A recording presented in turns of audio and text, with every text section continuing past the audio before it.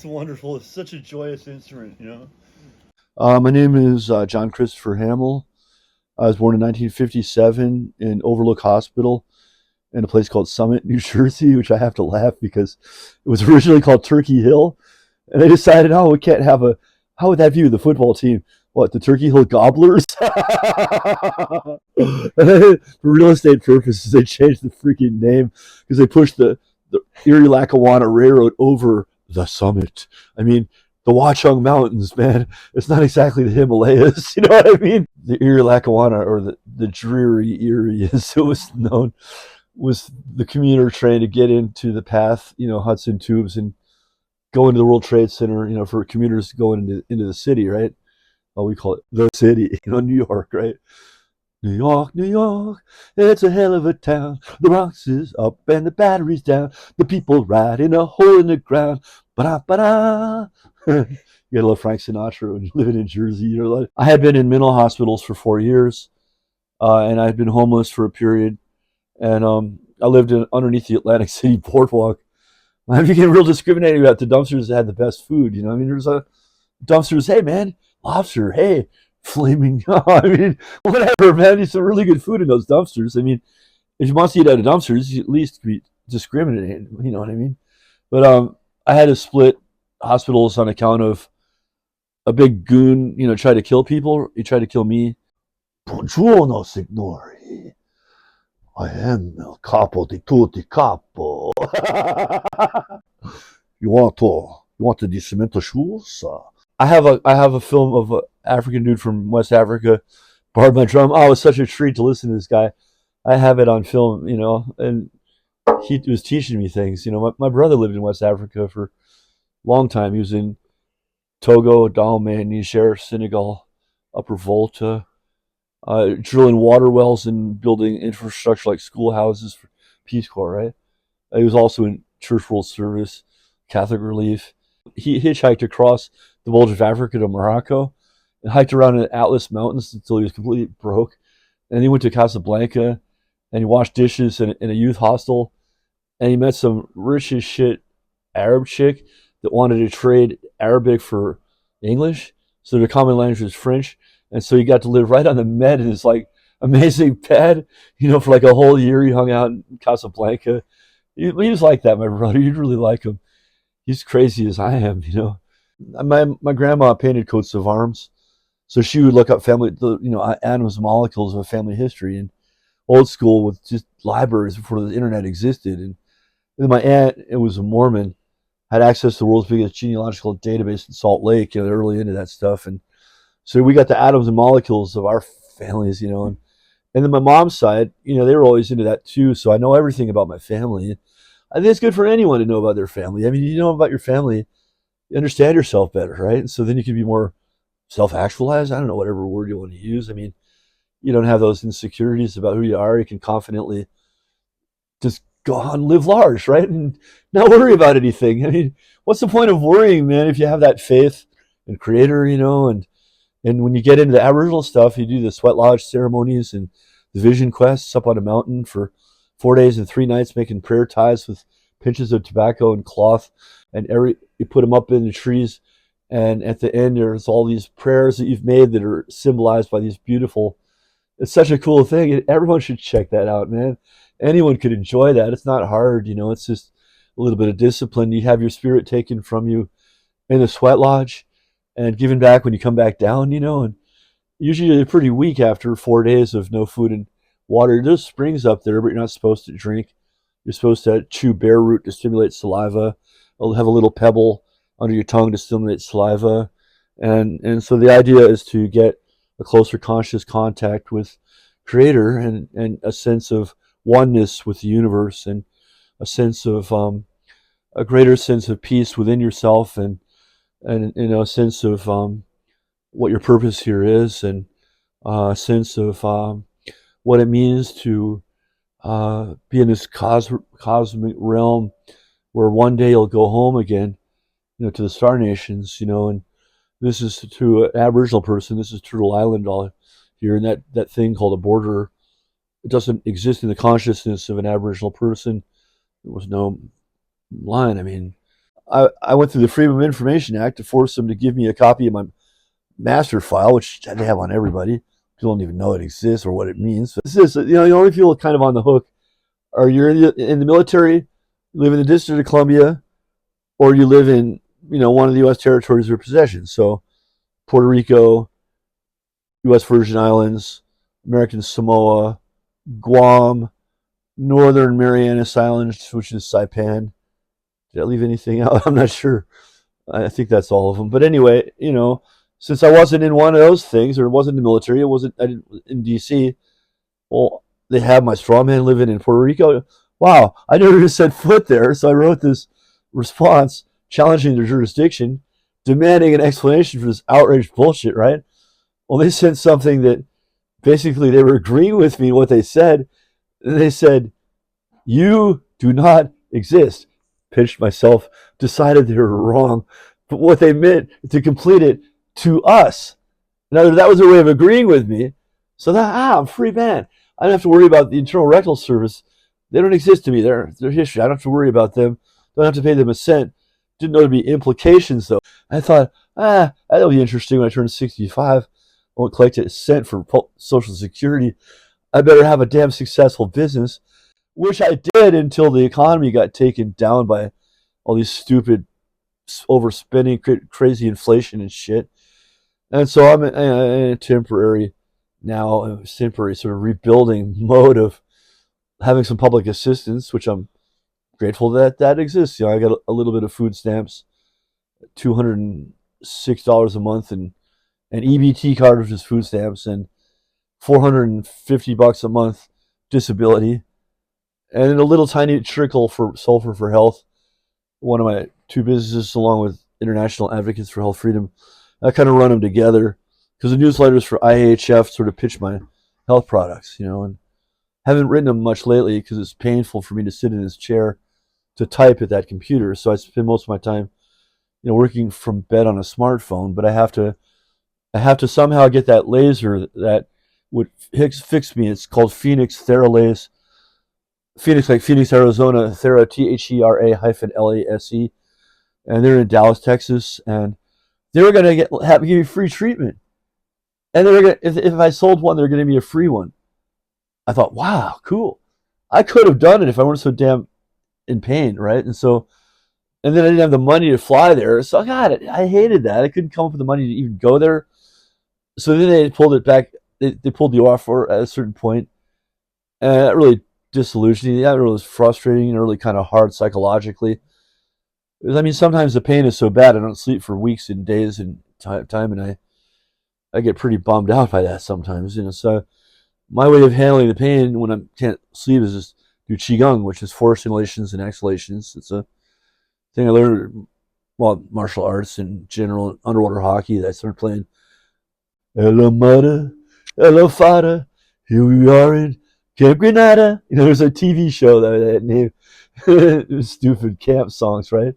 But I was a camp counselor at that same camp that I had been a camper at. That was fun as shit. That camp, it was the Frost Valley YMCA that ran that camp and sponsored the canoe trip that I was on when I was 16 when the tree fell on me, the tornado, on the night of July 4th, 1972, I guess.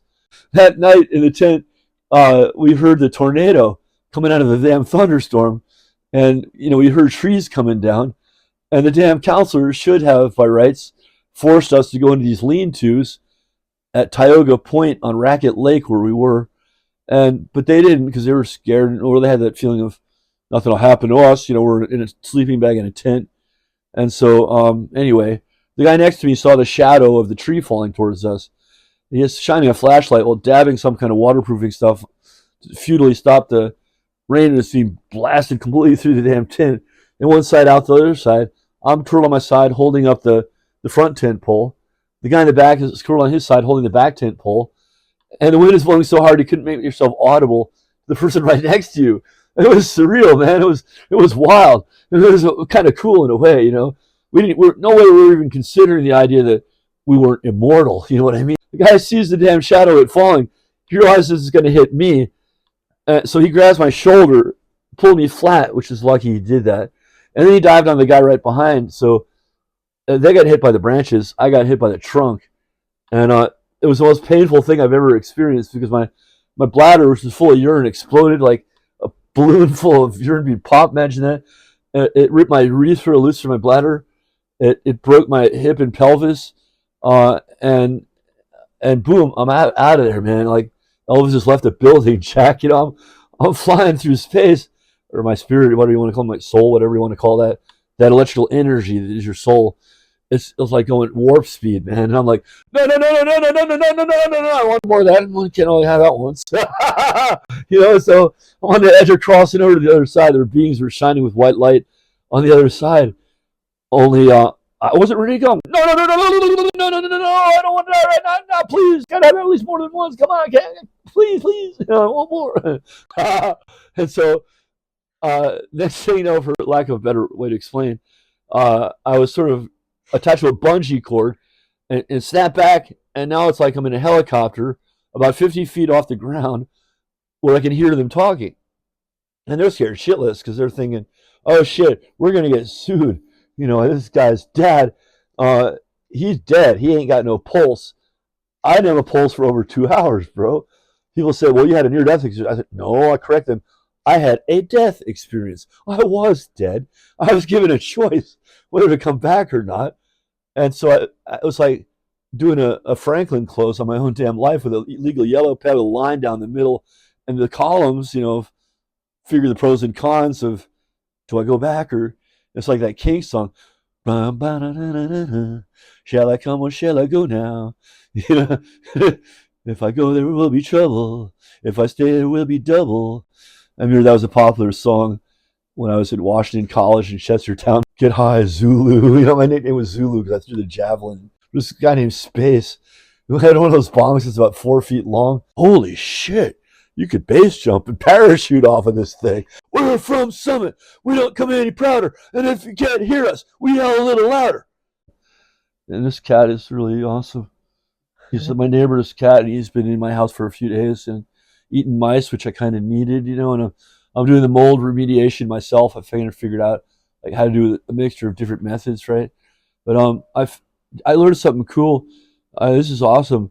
Do you know mice and rats hate spearmint, or no, what is it? It's a certain, well, essential oil, not spearmint, one of those mints. Well, they don't like mint. Peppermint. They hate peppermint. All you gotta do is put it in a pump bottle, spray it around the baseboards, and try it. They hate it. They leave your house or up there. A mouse or cat like this cat's a good hunter. Very few cats are good at hunting, but this one is good at hunting. And I feel so privileged to have him in here even for a few days.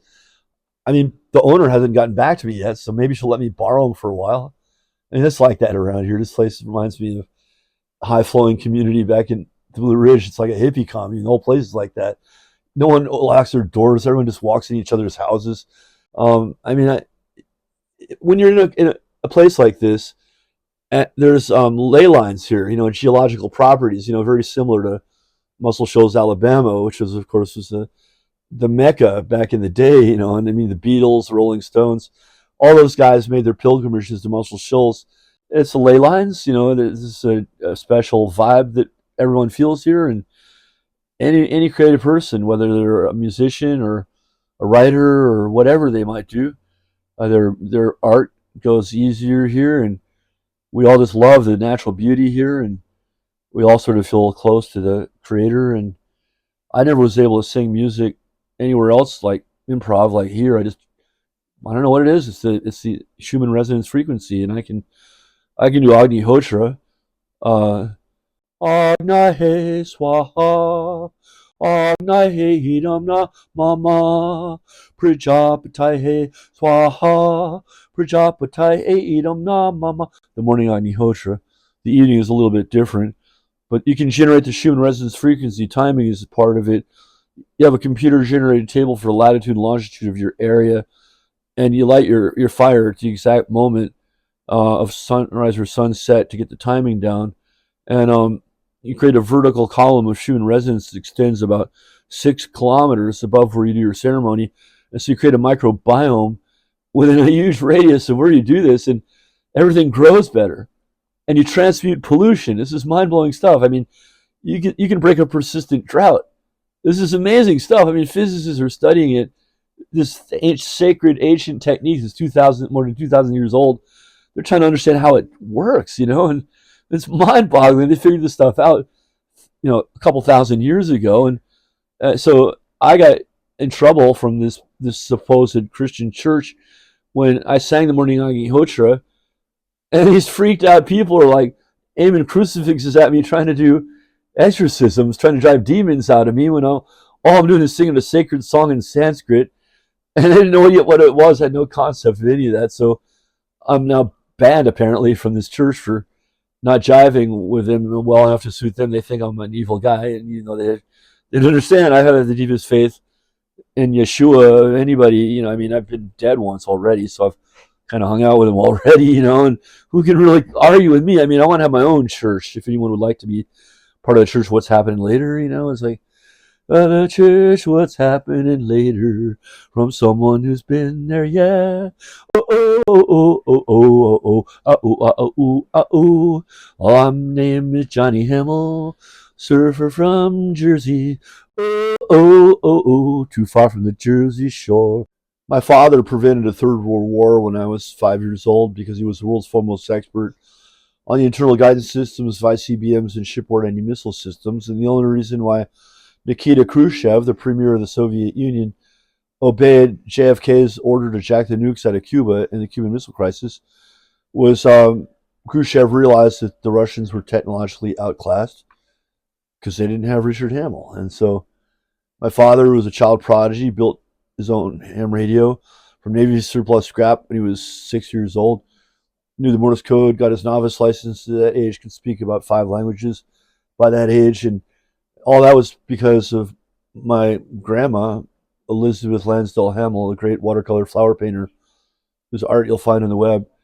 She sang the nursery rhyme for the ABCs while he was in the womb. A, B, C, D, E, F, G, and so he learned English before he came out. So he was speaking in complete sentences within 3 days of coming out of the womb, and so he was reading engineering journals within a week of being born, So he was, I believe that the conscious contact he had with God and the balance between the hemispheres of his brain was really rare.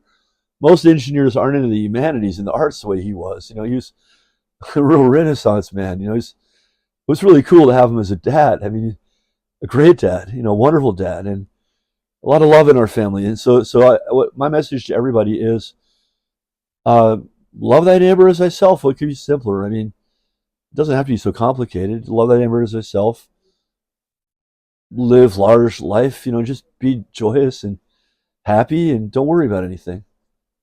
As simple as that. And are we going to prevent a Third World War? Yeah, we're going to prevent a Third World War because we're going to listen to that song by Tom Lehrer from the album That Was the Year That Was and the Copenhagen concert in 1961. And he had all these awesome satirical songs. He was a mathematician at MIT that played the piano and had these great, really comedic songs, like little Tommy Jones, he was a U.S. pilot, and no shrinking violet was he. He wasn't scared when World War III was declared. He wasn't scared, no siree. And this is what he said on the way to Armageddon. Goodbye, Mom, I'm off to drop the bomb, so don't wait up for me. I'm gonna get a commie. Please send me a salami. You can see me on your TV. Oh, Brinkley and Hunnell, you're debating contrapuntally, but the cities we have lost. I'll see you, Mama, when the war is over. An hour and a half from now.